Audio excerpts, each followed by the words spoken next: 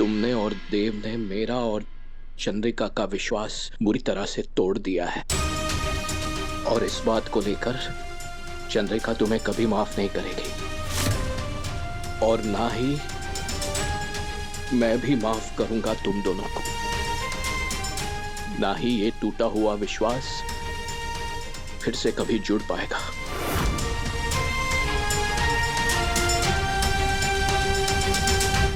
सा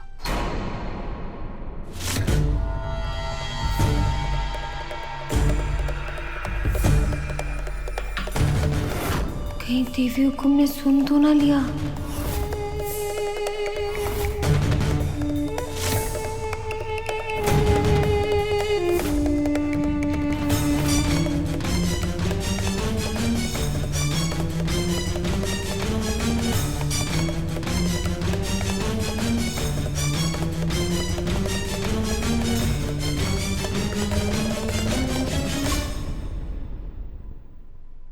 अब हम यही हैं, तुम किचन का काम संभालो।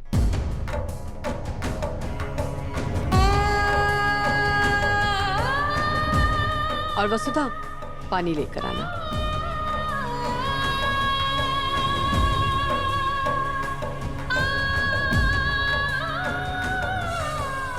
हरे को माफ कर दीजिए बड़े हुकुम, लेकिन देव सर की सुरक्षा के लिए हरे को यूं कदम उठाना पड़ा।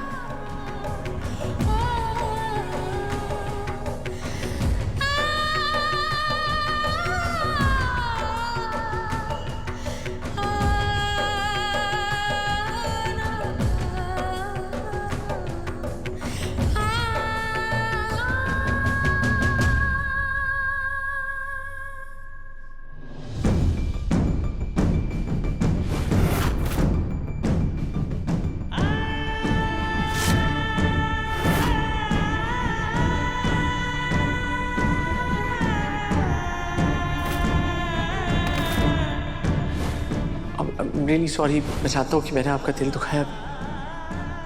दरवाजा उस तरफ है। अब से न जाने कब तक नाराज रहेंगे मुझसे।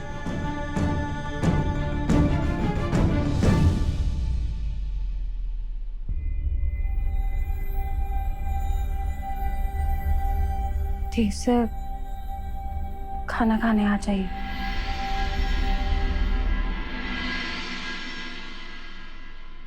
सो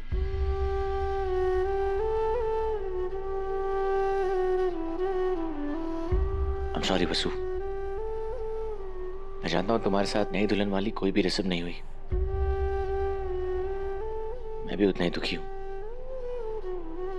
मुझे थोड़ा समय और दे दो, मैं मासा को सब बता दूंगा और पापा सा को भी मना लूंगा, और फिर तुम्हें पूरे हक के साथ इस कमरे में लाऊंगा, आई प्रॉमिस।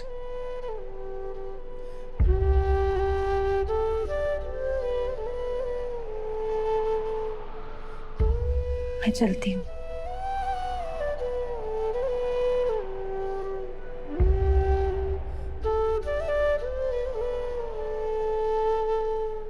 मैं तो 100 जन्म तक आपका इंतजार करने को तैयार हूँ देव सर। हमारी को चिंता है तो बस अपने बाबू सा की, जो हमारी विदाई देखने को आंखें बिछाए बैठे हैं।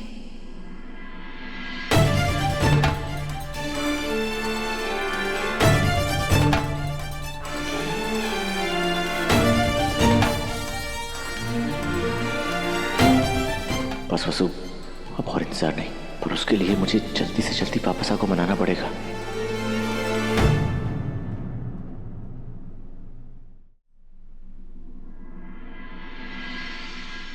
सा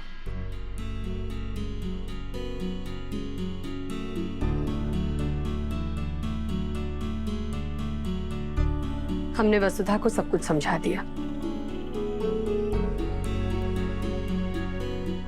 कल से दवाइयों का ध्यान वही रखेगी। पता है सा, जब आप हॉस्पिटल में थे तो हम यही बात सोच सोच के परेशान हो रहे थे कि हमने भले अपनी जिम्मेदारी अच्छी तरह से निभाई, अवी और दिव्या की शादी हो गई, बिजनेस आसमान छू रहा है, पर सबसे बड़ी जिम्मेदारी अभी भी बाकी है। वो है हमारे देव की शादी।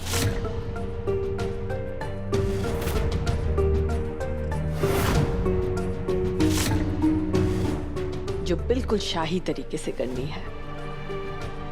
सा, तब तक हम दोनों में से कोई भी बीमार नहीं पड़ सकता। हम देव के लिए एक अच्छी लड़की ढूंढना शुरू कर रहे हैं।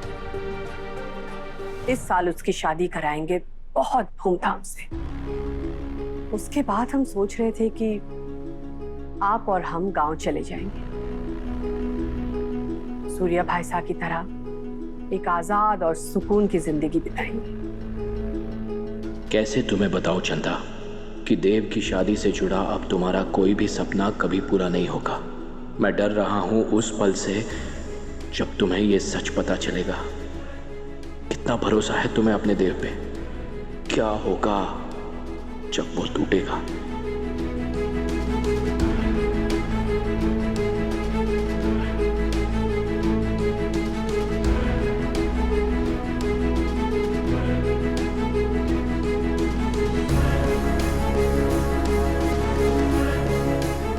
जहाँ तक हमें लगता है कि इसके पीछे फिजिकल नहीं, कोई इमोशनल रीजन है।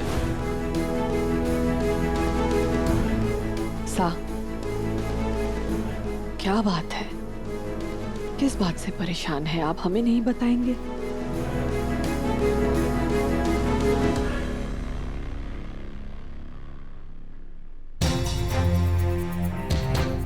चंदा, मैंने कभी कोई बात तुमसे छुपाई है क्या? तभी तो पूछ रहे हैं। बताइए हमें कि आपके दिमाग में क्या चल रहा है। आपकी आंखों में साफ साफ दिख रहा है कि आपको कोई बात बहुत परेशान कर रही है।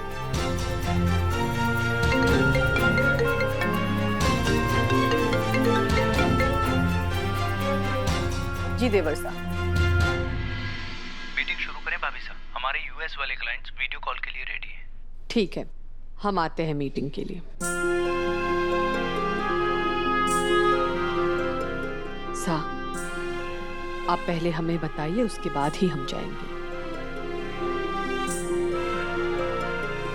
चंदा, मुझे थोड़ी थकान सी लग रही है, नींद आ रही है।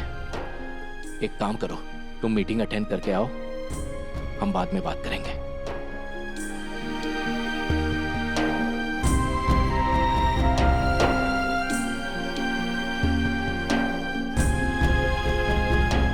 आप अभी आराम कीजिए, हम कल सुबह बात करेंगे।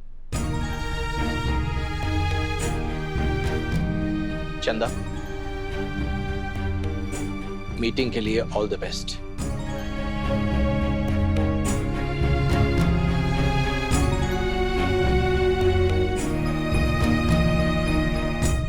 बस ऐसे कब तक रहेंगे यार दिव्या जी? वो मुझसे और दादा से बात भी नहीं कर रहे हैं। गलत काम तो हमने किया है ना अविनाश जी। हमने बिना उनकी आज्ञा और आशीर्वाद के भाई साहब और वसु की शादी करा दी। अविनाश जी, वो उन्होंने हमें कभी माफ नहीं किया तो? ऐसा मत बोलिए दिव्या जी, ऐसा कुछ भी नहीं होगा। मैं अपने पापा साहब को बहुत अच्छे से जानता हूँ। वो पहले ऐसे इंसान है जिसने वसु को मासा की परछाई कहा है। आज नहीं तो कल, कल नहीं परसों वो इस रिश्ते को एक्सेप्ट करेंगे ही करेंगे। और एक बार उन्होंने एक्सेप्ट कर लिया ना तो वो मासा को भी मना लेंगे।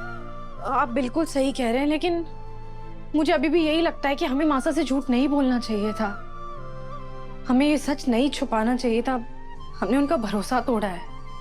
अविनाश जी, वो कभी हम लोगों पे यकीन नहीं कर पाएंगे।